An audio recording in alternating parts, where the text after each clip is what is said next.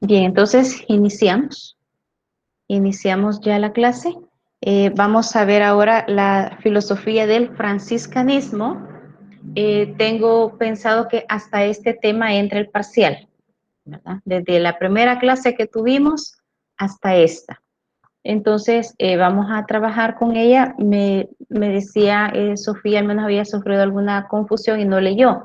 Y con los demás, con los 11 más que estamos, ¿le dieron alguna leída o creen que mejor lo vamos leyendo? Pero tal vez sería la última clase de lectura así, porque si no nos vamos a aburrir estar en el mismo, la forma. Dígame, Jennifer, la escucho.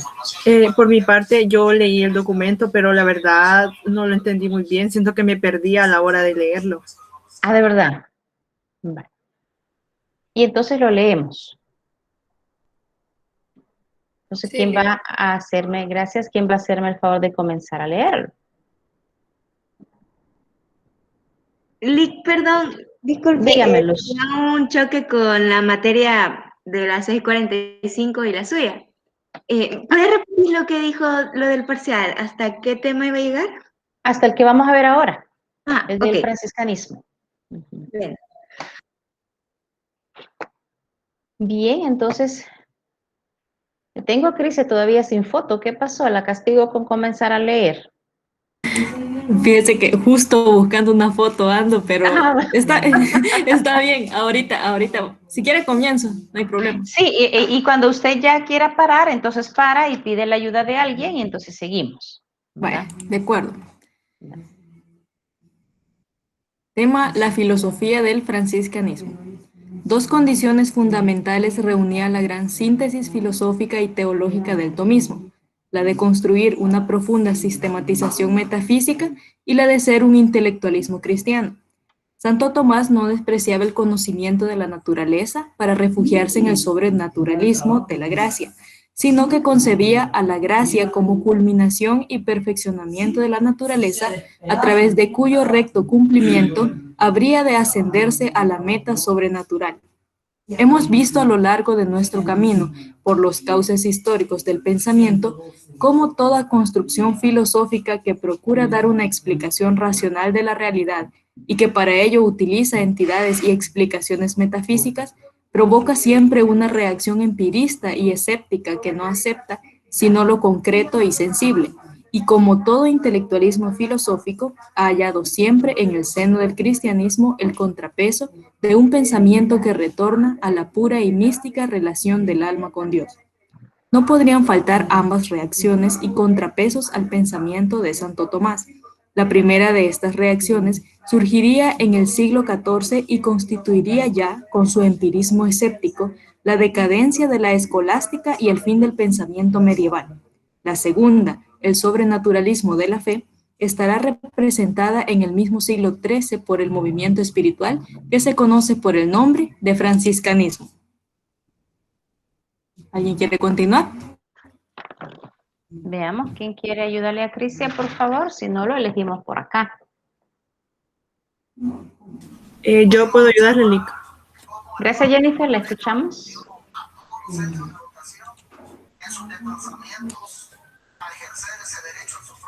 La Orden de San Francisco fue fundada por este santo a principios de en la misma época que la del Santo Domingo. El motivo inspirador del franciscanismo fue un impulso de amor hacia todo lo creado, que representa la obra de Dios y canta en su ser las perfecciones del Creador, y el espíritu que el santo de Asís transmitió a sus hijos en religión fue la difusión de la humildad y de la caridad fraterna. En un principio, la orden, respondiendo a este espíritu, se mantuvo alejada de las actividades intelectuales, pero en 1231 se produjo el hecho insólito de que uno de los más famosos maestros de la Universidad de París, Alejandro de Ales, solicitó el ingreso en la Orden de San Francisco. Con él se inicia una gran corriente de pensamiento filosófico que, siempre bajo la inspiración inicial del franciscanismo, habría de reanudar en esta época la filosofía teocentrista y afectiva del agustinismo. Dos grandes figuras se señalan en la filosofía franciscana: San Buenaventura y Duns Scoto. El sistema de San lectura no constituye en modo alguno una réplica u oposición del tomismo, sino una síntesis filosófica realizada sobre elementos distintos en aquel mismo siglo de madurez cultural. El de Duns Scotus será, en cambio, como veremos más tarde, una crítica acerba del tomismo, construida como sistema sobre un previo conocimiento de este. La vida de Juan... Perdón, Jennifer, si quiere paramos aquí para Vale, hablar un poquito de lo que de lo que tenemos, porque luego viene San Buenaventura y vamos a hacer otra forma. Fíjense, bueno, yo quité mi cámara porque como hoy nadie me quiere ver, quizás así quieren que llevemos el ciclo, ¿verdad? Entonces dice, dos condiciones fundamentales reunía la síntesis filosófica. La de constituir una profunda sistematización metafísica.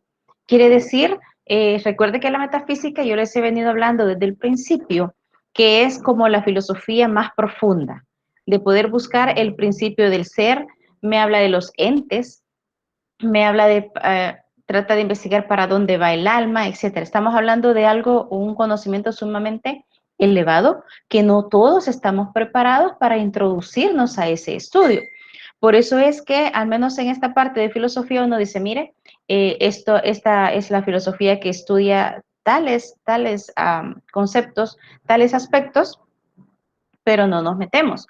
Incluso yo les he mencionado, quienes estudian bastante más estos temas son los sacerdotes hoy en día, pero no significa que lo manejen a la perfección, pero que lo conocen mucho más que nosotros, claro que sí.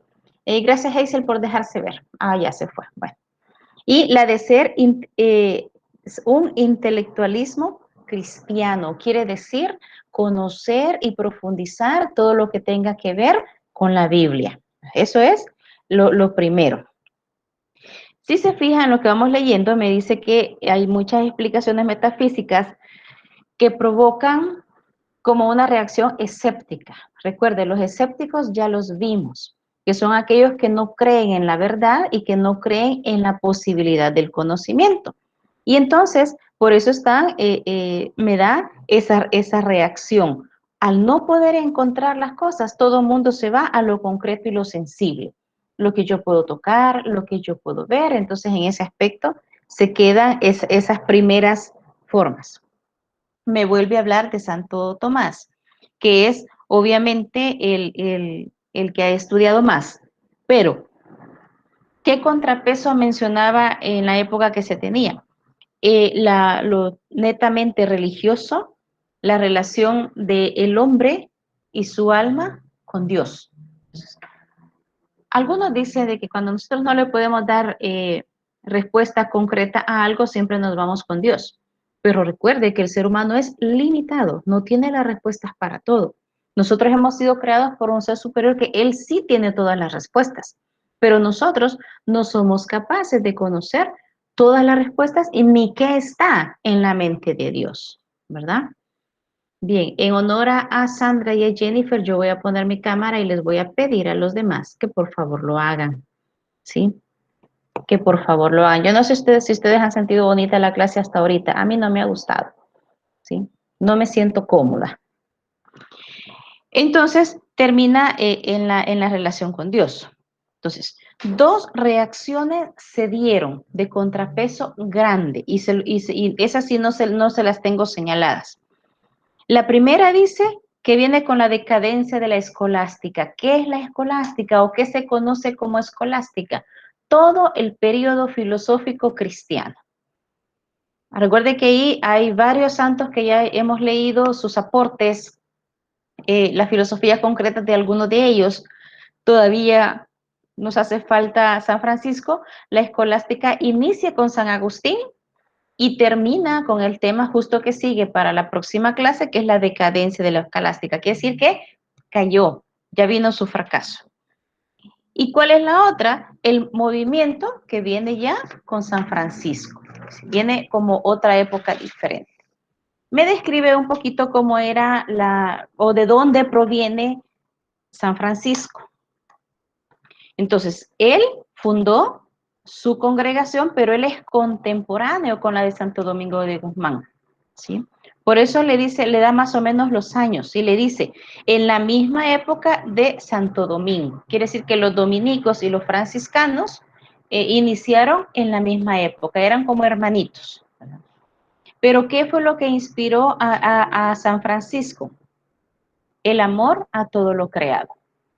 Él, no sé si ustedes han escuchado hablar de San Francisco, de historias de él o de poemas que él ha escrito.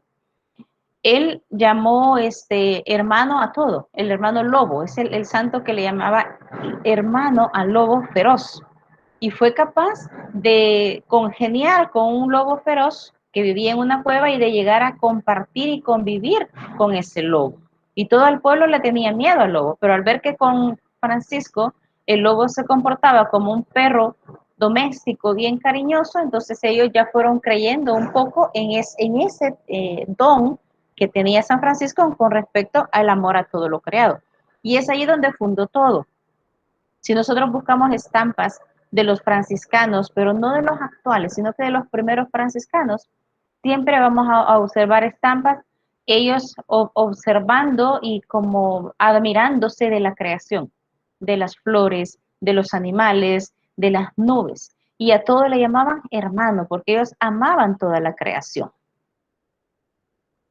Veamos, no me quiero meter con su familia todavía porque creo que no hemos llegado a esa parte, pero le dice de que San Francisco, él era aquel tipo de persona que su congregación inició nada más con la oración y el amor a todo lo creado, y todo lo intelectual lo había dejado fuera de su congregación, como que había cerrado una puerta y decía todo lo intelectual, todo lo de conceptos, todo lo de estudio y profundizar, no nos interesa. Cuando dio un cambio o un vuelco su congregación o su pensamiento, cuando un docente universitario pidió ingresar a su congregación. Eso como que a lo mejor le sacudió su mente y dijo, ¿cómo es posible que alguien tan letrado en esa época quería entrar a una congregación tan humilde?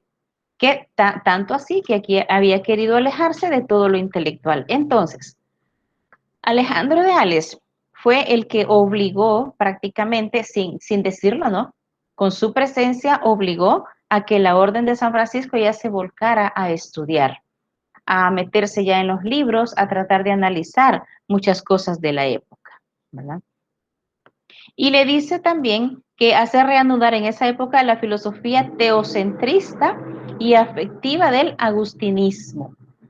Francisco, al inicio, su congregación solo tenía lo que él creía. Yo no sé, creo que hay una película también de la vida de San Francisco, una o dos, no sé si tampoco también la han visto. Entonces, en las películas a veces no es tan fiel toda la historia, pero mucho de lo que ponen en las películas sí es bien cierto, ¿verdad? Entonces, era Francisco el único que dictaba las normas y el único que decía cómo se movía esa congregación. Pero cuando ya entró Alejandro de Ales, ya él tomó un poco de una filosofía teocentrista, que es decir que Dios es el centro de todo, pero también algo bueno de lo que pudo haber aprendido de San Agustín. Recuerde que con San Agustín, una de las cosas importantes que vimos en San Agustín es su teoría de la iluminación. Decía, es algo divino que ilumina al hombre a hacer cosas buenas. Cuando el hombre hace cosas malas, entonces él como que le cierra la puerta a ese ser que lo ilumina y entonces se descarrila un poquito. Pero todo lo bueno que el ser humano hace, lo hace por iluminación. No sé si hasta ahorita hay preguntas o hay comentarios que necesiten hacer, porque sí sé que hay personas que han leído algo. Entonces me decían, hemos leído, pero hemos sentido que nos perdimos. En esta pequeña parte que hemos leído, ¿estamos claros o hay algo que quisieran comentar? Tal vez no duda, pero sí un comentario.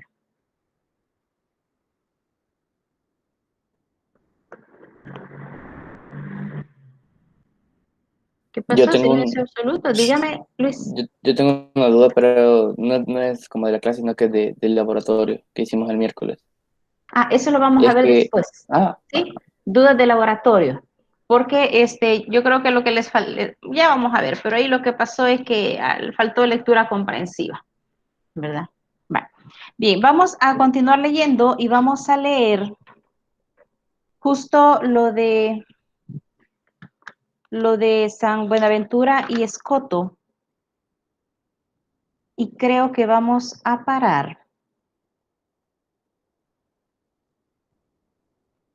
En la página 135, en el último párrafo grande, donde dice, cabe preguntarse, ¿qué es? Ahí tal vez paramos. Yo espero que en esta parte que leamos vamos a leer solo lo de un personaje. No sé quién quiere ayudarme. ¿Saben qué? Hoy voy a elegir a alguien, mejor yo voy a elegir a alguien que no quiere activar su cámara. Veamos, Wendy Gabriela.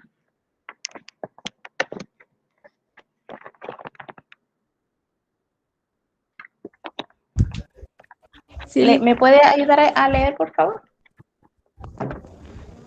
desde donde dice Desde donde nos quedamos La vida- hasta donde dije que íbamos a llegar. la vida de Juan de Fidanza. ¿Ha estado usted pendiente en lo que estamos hablando? Sí, pero es que la clase pasada nunca se terminaba, entonces No, yo estoy hablando de no iba en... ahorita. Usted estaba en la clase. ¿Estaba sentada Sí, frente a la computadora escuchando que estamos hablando o solo dejó la sí, cámara y se fue? sí, estaba escuchándole. Vaya, entonces, ¿dónde nos quedamos? Es que está perdida. Y si está En San perdida, porque no Buenaventura. estaba. Vamos a comenzar algo de San Buenaventura, así es. Y vamos a parar donde le dije que íbamos a terminar. Por Hasta favor. cabe preguntarse, ¿verdad? Exacto, pues sí, me retiro mis palabras, sí estaba pendiente. Dice, San Buenaventura puede considerarse paralela con la de Santo Tomás. Nació 4 años antes. Se doctoró en el mismo día que el autor de la Suma y murió en el mismo año. El objeto último de nuestro saber es para San Buenaventura. Dios y Él es también la luz en que todo conocimiento se hace transparente y eficaz. Las cosas vistas a través de Dios se nos revelan penetradas de una nueva luz y parecen adquirir un sentido de que antes carecían. De Dios solo poseemos un conocimiento muy imperfecto e inadecuado por la razón y algunas ideas sobre su ser por medio de la fe. La plena posesión de este bien último será solo asequible en una vida futura, pero aquel imperfecto conocimiento engendra en el alma una sed permanente de verdad y de amor, algo semejante al eros, que según Platón experimenta el alma desterrada de la patria de las ideas. Y uno de los accesos posibles para acercarse el alma a Dios es el saber racional, la filosofía, porque nada más dulce para el amante que conocer el objeto de su amor. De aquí que la obra principal de San Buenaventura se titula Entre paréntesis. Itinerario de la mente hacia Dios. Este ascenso o itinerario racional hacia el bien del alma que se realiza a impulsos del amor y la atracción que nos inspira la idea imperfecta que de Dios tenemos. Consulta de 3 fases consecutivas. En la primera descubre...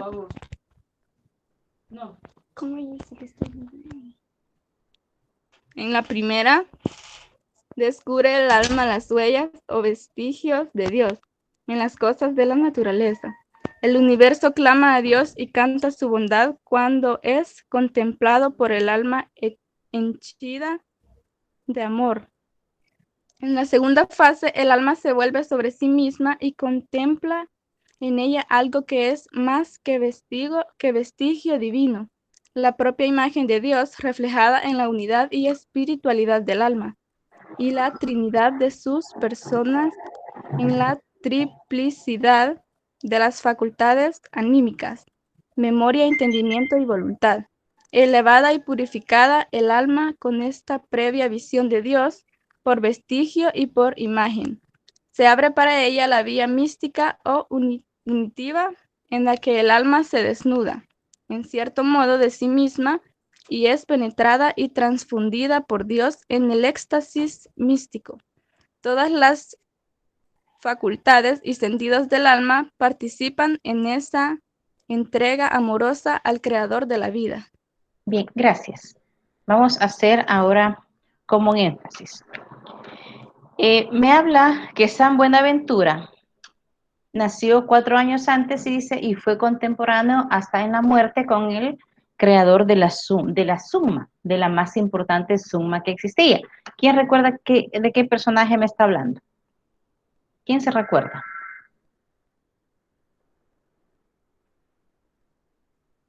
¿Quién fue el máximo creador de la suma? Entonces vamos a descubrir con quién fue contemporáneo él, incluso hasta en el año en que murieron. Si no me equivoco, fue Santo Tomás de Aquino. Exacto, Cristian, fue Santo Tomás de Aquino. Entonces, se recuerda que habíamos leído antes y yo les decía, hubo muchas compilaciones, hubo muchas sumas, pero solo una es la de gran valor hasta en la actualidad. Entonces, cuando hablan del gran creador de la suma o gran escritor de la suma, estamos hablando de Santo Tomás de Aquino. Entonces, San Buenaventura fue contemporáneo de él, tanto que se doctoraron en el mismo tiempo. Tuvieron su doctorado en el mismo tiempo y murieron el mismo año, ¿verdad? Entonces, le habla de un conocimiento que se hace transparente y eficaz. Si se fija, todo va encajando en que me relaciona a Dios y la razón. Le llega a decir de que el ser humano solo va a llegar a comprender un poquito a Dios desde el ámbito racional y específicamente desde el ámbito filosófico racional. Quiere decir que todo ser humano debería, en una forma ideal, conocer un poquito de filosofía para poder acercarse un poquito a Dios. Porque Dios, al ser todopoderoso, ahora se imaginan ustedes qué pensamiento, qué conocimiento infinito e inteligencia infinita tiene. El ser humano no va a desarrollar esa inteligencia, pero al conocer un poquito de filosofía, al menos va a poder comprender ciertas cositas de Dios, ¿verdad? Entonces le dice, nosotros tenemos una idea imperfecta de Dios. ¿Por qué razón? Porque no lo vamos a conocer en su totalidad. Yo siempre les he dicho cuando vemos otro tema, y yo creo que aquí lo vamos a ver también cuando hablemos de las leyes. Todas las leyes que Dios ha formulado y cómo las ha formulado y qué conlleva cada una de esas leyes. Entonces, con esas leyes que nosotros, ¿qué conocemos de Dios? Trazas. La palabra traza significa pinceladas, cosas chiquititas de Dios, no lo conocemos. Y le dice que la idea imperfecta que nosotros tenemos de Dios me la depara en 3 fases. Me parece que son 3 fases las que le menciona. En la primera le dice, descubre el alma las huellas y vestigios de Dios en las cosas de la naturaleza. Es cuando el ser humano se vuelca, por decirlo así, a admirar la naturaleza. ¿Qué cosas tan sencillas como, por ejemplo, los colores o diferentes colores que tiene una flor? Me parece que hay una época en la infancia que se conoce, les enseñan el difuminado, ¿verdad? Solo quiero hacer un paréntesis. Cuando yo hice el foro con ustedes en la primera clase, a lo sumo en esta clase eran 10 personas las que estaban usando datos y tenían problemas de internet. Entonces yo les decía, no enciendan su cámara. Ahorita he puesto yo la clase de tal forma que puedo verlos a todos. Puedo ver a 40 personas de una vez y de esas 26 personas que están colocadas ahorita, solo hay 8 cámaras. Entonces yo, por favor, invito a los demás que no me han podido activar su cámara, a menos de Rodrigo, que ya hablamos con él. Necesito verlos a todos, porque hoy no vayan a cruzar, es que a mí no me miran, no, hoy los estoy viendo a toditos, y si tuviera 50, sí me saliera la fotito, pero los estuviera viendo a todos. Entonces quiero verlos a todos, porque es una clase. Entonces le decía, nosotros admiramos las cosas de Dios. Cuando ustedes estaban pequeños, ¿verdad? Me imagino que cuando comenzaban a pintar les enseñaron lo que era el difuminado. ¿Sí? ¿Alguien aprendió esa técnica del difuminado? ¿O no? ¿No les enseñaron lo que era el difuminado? ¿En algún momento ustedes lo pusieron a hacer dibujitos? Dígame, Rodrigo. Sí. Una técnica que es normal, que hasta uno mandaba a comprar como un pincelito de papel. Exacto, un pincelito de papel, y alguien aquí me puso también en el chat que sí, ¿verdad? A lo mejor Guillermo me dice que sí. Entonces, fíjense, Pero cuando al menos usted dibujaba, yo no sé si le enseñaron, mira, agarra un cuchillito, agarra una gilet, la punta del lápiz o del color y, por ejemplo, raspa el polvito, le decían, y después de ese polvito con el dedo lo vas a ir regando, ¿sí? Eso es difuminar, ¿sí? Entonces, ese polvito usted lo repartía tratando de que fuera uniformemente en todo su dibujo, y entonces usted podía observar que a lo mejor en unas partes de su dibujo le quedaba un poco más intenso el color y en otras partes le quedaba más tenue. Entonces, eso es difuminar, ¿sí? Y entonces le decía de que nosotros, como que al observar los colores que tiene una flor, a veces una flor es rosada, pero si nosotros la vemos detenidamente, no es el mismo tono de rosado en todos los pétalos de la flor. Usted dice, en esta parte está más profundo el color, incluso tiene hasta unas pequitas rojas, decimos, o tiene unas manchitas, y ella tiene otro. Y a lo mejor el ser humano logró ya aprender técnicas de difuminado y lograr ciertos colores parecidos, pero casi nunca van a ser idénticos. Piensa en un pájaro que tiene diferentes colores. Y usted dice, las plumas, wow, se le cae una pluma, vuelve a salir esa pluma y vuelve a salir con la misma manchita que tenía la pluma que se le cayó.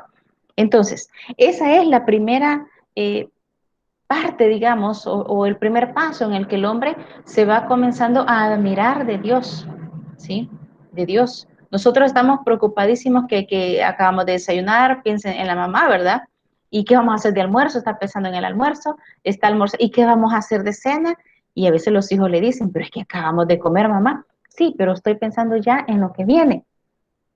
Yo nunca he visto un pajarito preocupado por eso, que el desayuno, que el almuerzo, la cena, que mire, nosotros nos afanamos. Y a lo mejor vemos con los pajaritos, yo nunca he visto un pajarito desnutrido, por ejemplo. A lo mejor una persona sí, ¿verdad? Se desnutre porque no come por cualquier situación, está enfermo, pero un pajarito todo desnutrido, pálido, nunca he visto. Entonces, a mí me admira, o al ser humano le puede admirar, bueno, y estos pajaritos que no trabajan ni nada, y ahí andan gorditos, pues, no obesos, ¿verdad? No vamos a ver un pájaro obeso tampoco, porque en la naturaleza Dios lo creó porque ellos van a comer lo necesario. Fíjese que todos los defectos que estoy mencionando, solo el ser humano los tiene. Se desnutre, se pone obeso, se pone todo pálido y ojeroso porque no duerme. No, la creación de Dios, los seres inferiores al ser humano, cumplen el orden que Dios le ha dado, ¿sí? Usted nunca ha visto un pajarito desvelándose, por ejemplo, tratando de hacer juegos de Nintendo con la luna, por ejemplo. No, el ser humano sí. Y ahí amanecen los jóvenes todos ojerosos, ¿verdad? Y todos desvelados porque se han quedado. Pero vean, eso es la naturaleza perfecta de Dios. Los pájaros, los animales salvajes, ya saben que ellos van a cazar para comer, pero no van a cazar para el siguiente tiempo de comida, porque a lo mejor lo que cacen se les deteriora, saben que tiene que ser una comida fresca y siempre tienen que comer. ¿Me explico? Entonces, todas esas cosas, si usted se pone a ver, por ejemplo, una hormiga, seguir una hormiga, ay, la hormiga, y a lo mejor a alguien le admira el trabajo tan perfecto y ordenado que tiene la hormiga. El ser humano, a veces muchos seres humanos ni la cama arreglan cuando se levantan y la mantienen así todo el día. Y entonces, todo eso es lo primero. Observamos y el alma se admira todo lo que ha sido creado, que no lo ha creado el hombre, ¿sí? Ha sido ya creado. Todo va en su tamaño perfecto, se desenvuelve en todo, todo va perfecto. Y entonces, eso es la primera forma en la que el hombre se admira y va conociendo a Dios. Entonces, por eso me habla que la filosofía es bien importante. La segunda dice, el alma se vuelve sobre sí misma y contempla en ella algo que es más que vestigio divino, la propia imagen de Dios revelada en el mismo, ¿sí? Por ahí nos dice que el ser humano es creado a imagen y semejanza de Dios. Y entonces, ¿por qué razón el ser humano comete la torpeza, diría yo, de burlarse del físico de otra persona? No, es que es horrible, ¿verdad? No es que mira que a Dios está horrible. No, no podemos, no somos quienes nosotros para ponernos a ver eso. Porque mire, que el ser humano toma conciencia de su creación personal, sí, porque ustedes y yo, cada quien nos vemos en el espejo y nos vemos preciosos, sin defectos, nos vemos chuladas, ¿sí? Pero a veces nos cuesta ver esa chulada en alguien más. Pero me dice, el alma, la segunda fase es que el ser humano se contempla en ella el vestigio divino. Si soy capaz de contemplarlo en mí, tengo que ser capaz de contemplarlo en la otra persona. Que no va a ser idéntica a mí, obvio, porque cada uno es creado diferente. Ni entre los hermanos nos parecemos, ni entre los gemelos se parecen. Tal vez físicamente un poquito, pero ligeramente, el del rostro, por ejemplo, uno físicamente va a ser a lo mejor más gordito, más llenito de los cachetillos y el otro más delgadito. Se parecen, pero no son idénticos. Entonces, y nos dice que comenzamos a ver esa Trinidad de Dios, ¿verdad? Son como vestigios, ¿verdad?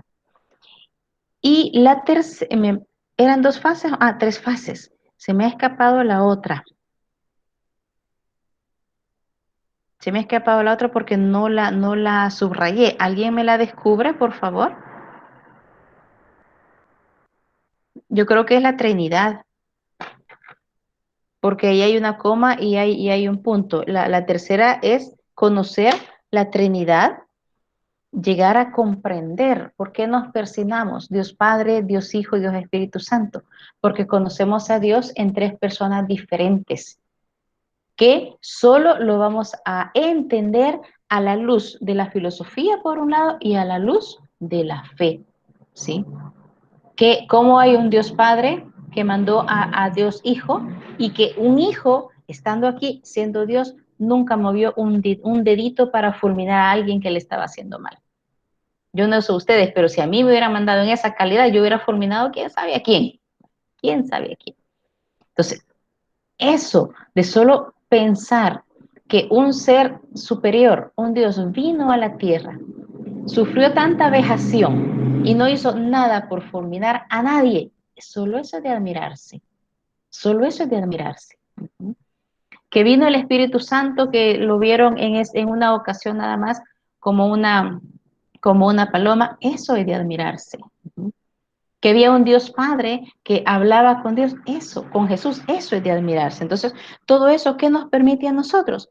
Poder acercarnos un poquito a Dios. Y ojo, y esta no es una clase de teología, pero fíjense, la filosofía tiene mucha relación con la teología. ¿Cómo cada persona va a tomar estas tres fases para conocer y entender a Dios? Cada quien es libre de hacerlo como quiera, ¿sí? Porque cada uno lo han educado en un contexto diferente y aunque lo hayan educado en un contexto muy religioso, por ejemplo, cuando llegan a cierta edad, que es la de ustedes, a lo mejor algunos deciden ya no ser tanto igualito como fueron educados, a lo mejor se van alejando un poquito de esa fe. Por eso les digo, cada quien, estas fases, todos pasamos por estas fases, pero cada quien las va a vivir como mejor le parezca, porque también el ser humano es libre, ¿verdad? Entonces, todas las facultades y sentidos del alma participan en esa entrega amorosa al creador de la vida. Entonces, como sea, todos los sentidos que tenemos, todas las facultades que el ser humano tiene, participan en estas fases para acercarnos a Dios. Yo les decía, incluso aquella persona que se jacta, por ejemplo, de ser ateo, en un momento de peligro, siempre se le escapa de su boca un Dios mío. ¿Sí? O aquella persona dura, ¿verdad? No, yo no voy a misa, yo no rezo, yo puedo. En un momento de enfermedad, ¿qué cree que se muere? Ahí está, Dios mío, no me quiero morir. Y ella está pide oraciones de los demás. Entonces, y no es que nos dé risa, en el momento a lo mejor nos molestamos, ¿verdad? Pero allí lo que sale a la luz es que sale ese chip de la creación que Dios le puso, que tarde o temprano va a regresar a Él.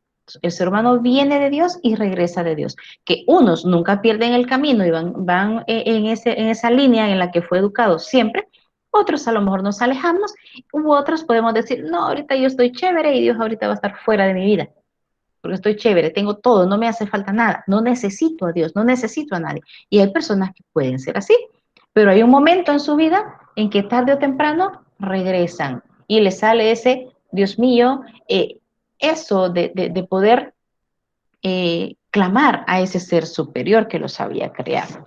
No sé si hay comentarios hasta ahorita o he dejado algo confuso. ¿No? ¿Estamos bien? No. Entonces seguimos. Seguimos.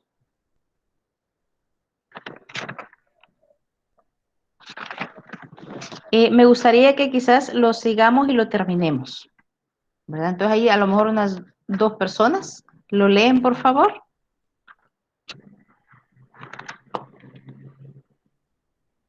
Vamos a ver quién no me ha querido ver ahora. Vamos a ver a Brian Francisco. ¿Me hace el favor de leer? Sí, Lick. Gracias. Cabe preguntarse qué es lo que a nosotros constituye nuestra íntima y verdadera personalidad. No parece que sea el cuerpo, que puede mutilarse sin disminución de nuestra personalidad, ni los sentidos, que a veces son defectuosos y los cambiaríamos, si fuese posible, por los de otras personas, ni la memoria, de la que casi todo el mundo se muestra quejoso. La inteligencia parece radicar en la personalidad porque nadie se manifiesta descontento con lo que he correspondido. Otro tanto podría decirse de la voluntad. Sin embargo, la crítica que nos hacemos exteriormente de esas facultades las hacemos con la intimidad de nuestro diálogo interior, en el que a menudo envidiamos la de los otros, que gustosamente cambiaríamos por la nuestra. Hay sin duda algo más profundo, la sustancia misma del alma, algo que no cambiaríamos con nadie porque tal cosa carecería de sentido. Supondría la anulación de nuestra personalidad y Su y su, sustitución. y su sustitución por otra que no sería absolutamente ajena. Pues bien, son bien, son buenaventurados, San Buenaventura. Es el explica santo. como el alma mística va entregando a Dios sus facultades desde lo más exterior hasta lo más personal, pero reserva la culminación del momento extático, para lo que él llama ápice de la mente, que es ese fondo mismo del alma, la pura, inaliable intimidad de nuestra personalidad individual. Si el pensamiento de San Buenaventura es simplemente un sistema diferente del mismo, realizando bajo otras inspiraciones el sistema que construirá Juan Duns Scoto, otro franciscano que vivió casi medio siglo más tarde, representa ya no una abierta controversia en el intelectualismo aristotélico. Duns Scoto no puede asentir a la idea de que los seres se individúen por la materia, de que el alma sea meramente forma del compuesto humano, de que los seres inmateriales como los ángeles no sean individuos. La individualidad, lejos de contener algo de imperfección o mengua, es el dato primario de la realidad y debe proceder de la forma misma, que es el principio de las perfecciones del ser. Es consecuencia, sostiene Scoto, que los seres sustanciales individuales poseen no una forma, sino una superposición de formas, que van desde lo más general, que esos seres son, hasta su misma individualidad, al ser este y no otro. A esta forma individualizante llamada Scoto de aceitas. Mayor rivalidad está con los tomismos en la cuestión de cuál de las facultades humanas posee el primado, la superioridad y dirección sobre los demás. Según Santo Tomás, a cada modo de querer sigue un modo de conocer. Así la petición sensible sigue el conocimiento sensible y la voluntad al conocimiento racional. Si el hombre es libre ante las cosas concretas, es porque realiza estas imperfectamente el bien y el conocimiento del hombre sobre su intrínseca razón del bien. Es también imperfecto. Buridan, un discípulo de Scoto, expone como un ejemplo muy gráfico la objeción contra la doctrina tomisma. Es lo que se llama el caso asno de Buridan. Se trata de un asno que es puramente intelectual. Su voluntad se mueve únicamente por motivos presentados por el entendimiento. El animal que ayuda largamente, siendo hambre, en estas condicionales le colocan a la derecha e izquierda y al igual distancia dos montones de cebada exactamente iguales. El asno delibera e incluye en primer término que entre comer y no comer debe optar por la afirmativa, puesto que tiene hambre y lo necesita para su organismo. Pero se plantea la segunda cuestión: ¿por cuál de los dos montones comenzar? Y como no existe ninguna razón que aconseje uno sobre otro y el conocimiento del animal sobre ellos es perfecto, cuenta Buridan que su famélico asno murió de hambre, en presencia de ambos montones. Como tal visión de los hechos pugna como realidad, resuelve Escoto que la voluntad se decide por sí misma, contribuye a la vida moral y es la primera entre las facultades del hombre. Escoto extiende esta posición en su idea sobre la naturaleza. Las leyes de la naturaleza y las normas morales valen solo porque Dios ha querido por su libre y espontánea voluntad establecerlas. No es que sean irracionales, pero Dios podría haber dejado de establecerlas o sentar otras diferentes. Esta concepción recibe el nombre de contingentismo o voluntarismo. En relación con ella se halla la defensa de Duns Scoto hizo de la Inmaculada Concepción de María, que en su tiempo no había sido definida como dogma de la Iglesia y era cuestión disputable.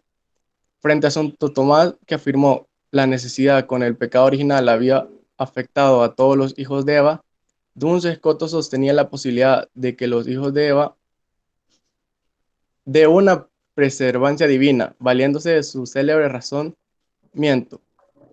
Pudo, quiso, luego hizo. Por esto es conocido Escoto como el apóstol de la Inmaculada Concepción. La síntesis de Duns Scoto, menos sólida y coherente que la de Santo Tomás de Aquino, es, sin embargo, más humana y más individualista, representando una llamada hacia los datos existenciales primarios inexplicables de esta realidad en que estamos envueltos y una visión de cómo es imposible reducirlo sin residuo a un esquema explicativo. En ella, sin embargo, se enuncia ya como un germen el nominalismo escéptico que se reproducirá en el siglo 14. en el siglo XIV como síntoma de la decadencia y disolución de la escolástica. Bien, muchas gracias, Brian. Vamos a ver qué me habla acá. Están hablando, bueno, entonces, ¿qué define la intimidad de una persona? ¿Qué es lo que define la personalidad de una persona? En todo lo que leímos, viene San Buenaventura y dice, es el alma. El alma de una persona es la que va a definir cómo es su personalidad. En desarrollo personal, me imagino que todos la están llevando, pero no todos están en la sección que yo estoy dando. Entonces, ahí se habla un poquito que el ser humano tiene una sustancia, y la definía, me parece que Aristóteles, tenemos una sustancia que no cambia. Nosotros seguimos siendo nosotros a pesar del tiempo. Podemos crecer, podemos madurar, podemos sacar la profesión, usted la va a tener, se va a ver aparentemente más maduro porque va a desarrollar un trabajo en un contexto diferente. Pero cuando nos reunimos con personas que nos conocen desde hace mucho tiempo, nosotros volvemos a ser como naturalmente somos. Dejamos el protocolo del trabajo, dejamos el protocolo de la sociedad y volvemos a chistar, volvemos a hablar, volvemos a ser nosotros. Y cuando dejamos esa reunión, se termina esa reunión, nos vamos pensando, mi amigo sigue siendo el mismo. Yo me sentí una bichita, un bichito otra vez, bayunco, relajero, está chistando. Sí, porque esa es la sustancia. Eso el alma, ahora se le llama alma. Eso es lo que va a definir cómo es la persona. Y entonces es el alma la que va entregando, dice a Dios, todas las facultades, todo lo que nosotros tenemos, lo bueno que hacemos, pues eso nosotros se lo vamos entregando a Dios. Y le dice, porque el alma es inalienable, nada nos va a hacer cambiar, ¿sí? Nosotros, por ejemplo, a veces sufrimos alienación cuando pensemos en una de esas canciones que hoy supuestamente están de moda, de esos pseudo cantantes, diría yo, que el ritmo de la canción de reggaetón, por decirlo así, es bien pegajosa y la gente se pone a bailarla, y yo les digo la canción, pero cuando escuchamos la letra es una vulgaridad por el tipo de palabras que utilizan. Sin embargo, de repente, ustedes o yo podemos comenzar a cantar esa vulgaridad, ¿sí? Cualquier persona anda cantando esa vulgaridad, ¿sí? Y el ritmo y anda bailando y cantando. Entonces, el no compartir ese tipo de letras, pero sin embargo comenzarlas a cantar, es que nos hemos sido alienados. Como que se nos metió tanto el ritmo, tanto la letra, que de repente la gente la anda cantando con tanta naturalidad. Entonces decimos, ah, no, este ya se enajenó o este ya se alienó. ¿Por qué? Porque cae en el ritmo. Pero dice, el alma es inalienable. El alma no va a cambiar. Nada la va a hacer que haga cosas en las cuales no está tan de acuerdo y hacerlas. Duns Scoto me habla que el ser humano tiene muchas sustancias o muchas partecitas que lo forman. Yo podría decirles, por ejemplo, el ser sonriente, el ser enojado, el ser amable. Piensa en todas las características que un ser humano puede tener. Entonces, entiendo que así, decía Duns Scoto, todas esas sustancias, él le llama luego aesitas, son las que conforman al ser humano. Lo hacen ser diferente. Lo hacen ser que no se parezca a los demás. Pero viene Santo Tomás y dice, el hombre es sensible, pero tiene voluntad. ¿Qué es la voluntad? Entonces la voluntad es la que me hace a mí querer hacer una cosa o querer hacer la otra y hacerla o no hacerla.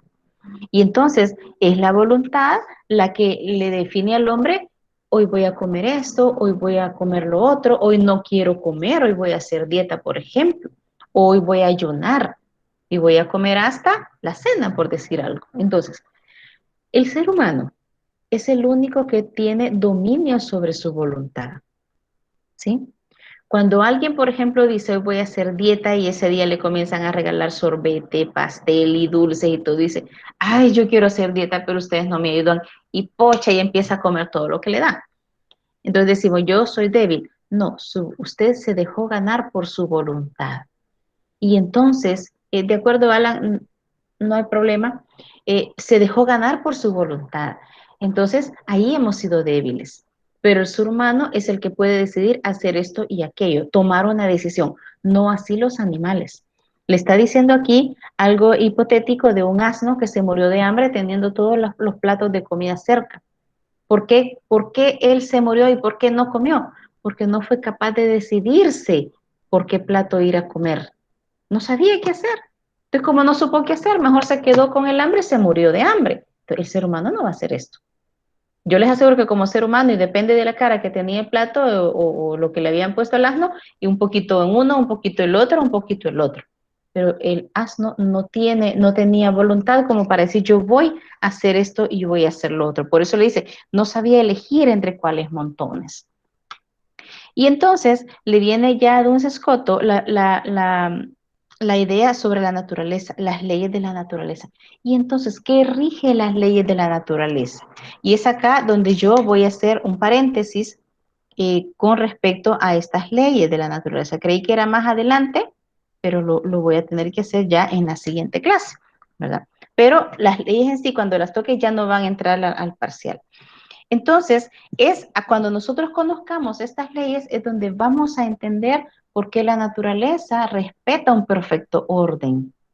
¿Por qué, por ejemplo, una semilla de sandía yo la siembro y la semilla jamás dentro de la tierra va a entrar en el dilema? Bueno, ¿yo qué salgo? ¿Salgo melón, salgo pipián o salgo sandía? Es que soy sandía, pero me siento zapote, por ejemplo, ¿no? No va a entrar.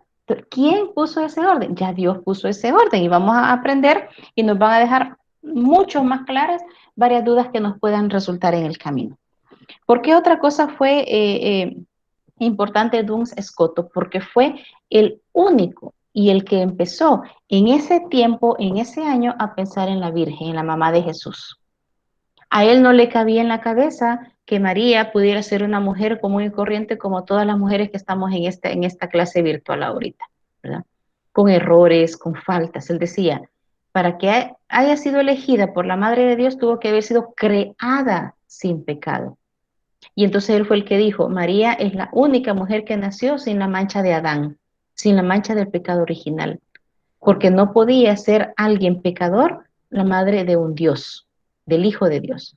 Entonces, por eso es que habla de la Inmaculada Concepción. Fue concebida sin pecado original, nació sin pecado y toda su vida no cometió ni un solo pecado, porque ella tenía que ser perfecta. El único ser perfecto creado por Dios fue María.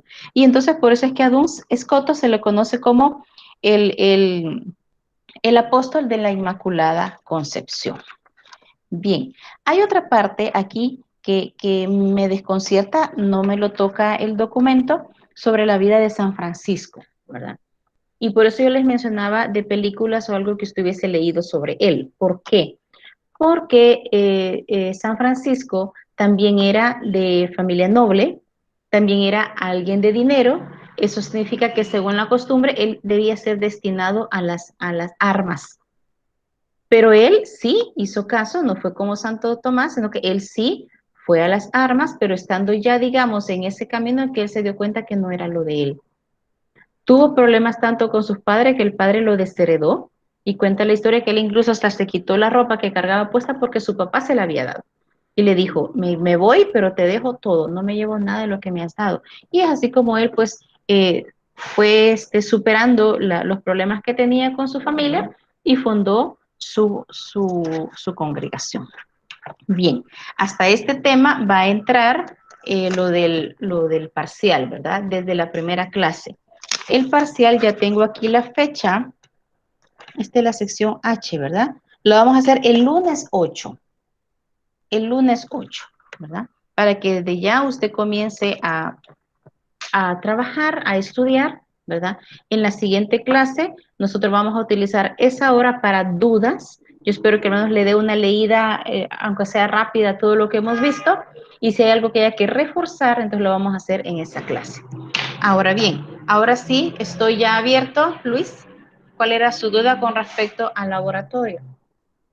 Sí, de que en la pregunta 4, bueno, a mí me salió la pregunta 4, no sé ¿Qué, en qué, qué orden qué está. decía esa pregunta? Eh, Saliendo desordenada. no recuerdo mucho, pero la respuesta era Genofanes. Hay como en la revisión, va. Ujú, ujú. Ajá, pero yo le puse Genofanes de Colón, entonces me la tomó como mala. Sí, ¿sabe por qué? Porque yo en la respuesta solo tomé el nombre de la persona, porque todas esas preguntas que a ustedes les salgan son preguntas de respuesta corta. Quiere decir que a lo sumo solo va a escribir una palabra. Entonces, si yo ponía Genófanes de Colofón, yo ya estaba violando, digamos, ya la estructura de ese tipo de preguntas. Entonces, tiene razón. Yo puse todas las opciones posibles. Genófanes con mayúscula, Genófanes con la tilde en la O, con la J mayúscula, Genófanes, pero siempre con su tilde. Cualquiera de esas tres se las iba a tomar buenas. Pero si usted ponía ya el colofón, esa se la tomó mala. Por esta razón, yo voy a corregir esa pregunta. Quiere decir Ah, que la voy a tomar en cuenta por esta vez. Sí, ok, sí, también yo esa era coincidí mi en la duda. fórmula que Luis Alberto. ¿Por qué razón? Porque no les había explicado cómo era ese tipo. Yo siempre les voy a poner, por ejemplo, puse otra pregunta que era Platón. La respuesta era Platón, con mayúscula, con la primera palabra mayúscula, y con todas las mayúsculas sin tilde en Platón, porque antes, según la Real Academia, nosotros las mayúsculas podíamos no tildarlas. Mayúsculas con Platón y la primera mayúscula, porque está referida a un filósofo, tilde. Entonces, si imagínense, alguien me puso la respuesta Platón, sin tilde y sin P, está diciendo otras cosas menos Platón, está diciendo Platón. Y Platón, nosotros nunca hemos hablado de Platón, hemos hablado de Platón. Entonces, para que usted tenga muy en cuenta, por favor, la ortografía, ¿sí? Problemas de ortografía van a ser malas las preguntas. Voy a corregir exclusivamente esa de Genófanes, ¿verdad? Genófanes. Porque en muchas yo incluso ya le había puesto el pronombre, por ejemplo. la escuela de los, por ejemplo, epicúreos. Y me ponen de respuesta los epicúreos, obviamente la respuesta está mala, pues, porque es de lectura comprensiva. Si ya se le pone el pronombre, solo va a poner la palabra de la respuesta correcta. Es donde yo les insisto, tienen que leer y comprender bien la pregunta. En teoría son los ejercicios, las preguntas son más fáciles, ¿verdad? Salen más fáciles. Pero justo Carlos Antonio es lo que estoy diciendo. La respuesta era solo agua. Si usted puso el agua, obviamente esa pregunta está mala, ¿verdad? Porque yo ya el pronombre se lo puse en la pregunta. Si yo le puse el pronombre en la pregunta, usted no va a poner el pronombre en la respuesta. Entonces aquí estoy frente a personas que a lo mejor leen rápido y no se ubican en la ortografía, ¿sí? Ustedes han llevado el lenguaje desde hace tiempo. Entonces sí, rayos, ¿verdad? Rayos, Guillermo, rayos, digo yo, cuando veo que mis estudiantes tienen muchos problemas en cuanto a comprender lo que están leyendo, ¿verdad? Entonces, sería esa la única que voy a tomar en cuenta. Con lo demás, yo ya esta semana tengo que meterme ya en las secciones a calificar laboratorios y tareas, porque ya comencé con las otras secciones, entonces espero yo ya pronto tener la de ustedes para cualquier situación que se dé, ¿verdad?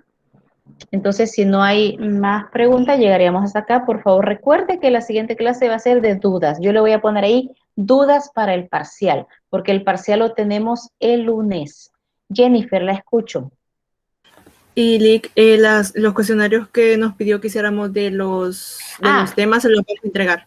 Sí, claro que sí, yo les dije, comiéncenlos a hacer porque me los van a entregar el viernes de esta semana. Gracias, tenemos clase miércoles, el jueves. Jueves, voy a habilitar esa herramienta de la tarea. ¿Y esos cuestionarios son evaluados, Lick? Claro, si todo lo que usted me entregue es evaluado. Todo lo que me entregue es evaluado. ¿Y va a ser siempre en grupos o individual? Voy a hacer una pregunta de responder, ¿verdad? Que ya les había dicho cómo iban a hacer los cuestionarios. Sí, Lick. ¿Cómo les había dicho? Sí. Alguien recuérdame, por favor, porque alguien que me preguntó no estuvo en la clase. Exacto, ya ven. Quien no entra a clase por cualquier motivo y no ve la grabación, ahí es donde yo descubro que nos perdemos todo, ¿sí? Los mismos grupos que habían trabajado, les dije, comiencen por favor a hacer los cuestionarios desde este tema, yo les voy a decir cuál es el último, porque esa va a ser la tarea que me van a entregar. Yo les puedo poner incluso la entrega para mañana. ¿Por qué? Porque ya tienen días en teoría de estar trabajando en esos cuestionarios. Solo faltaría el de este tema que yo les dije, mira, hasta aquí va a entrar, pero se supone que esa tarea ya va bastante avanzada. Entonces yo quiero que por favor trabajemos en esa línea, ¿sí? Entonces lo vamos a entregar el día jueves, porque en teoría usted ya tiene los cuestionarios avanzados.